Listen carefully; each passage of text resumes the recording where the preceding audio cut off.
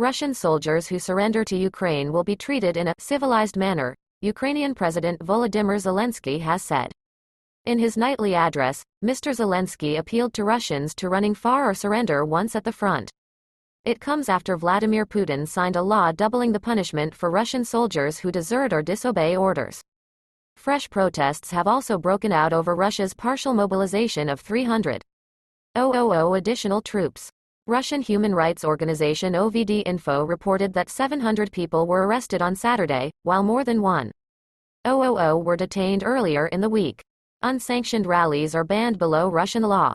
Speaking in Russian, his first language, Mr. Zelensky urged Russians to surrender to Ukraine rather than risk being tried as a war criminal after the conflict. Ukraine will treat deserters in line with international conventions and won't return anyone to Russia if they're afraid of repercussions, he said. It's better to surrender to Ukrainian captivity than to be killed by the strikes of our weapons, he added.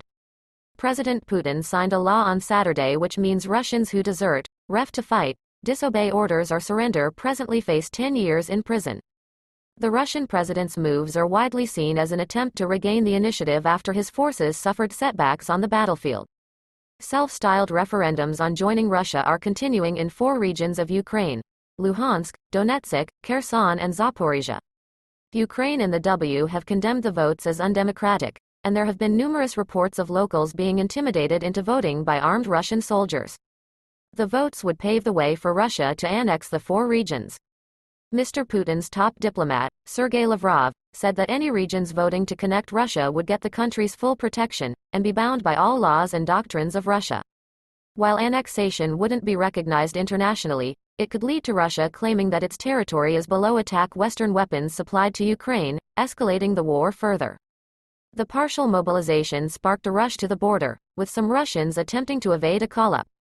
Estonia, Latvia and Lithuania have closed their borders to most Russians, saying they're not prepared to automatically grant asylum to those fleeing the draft.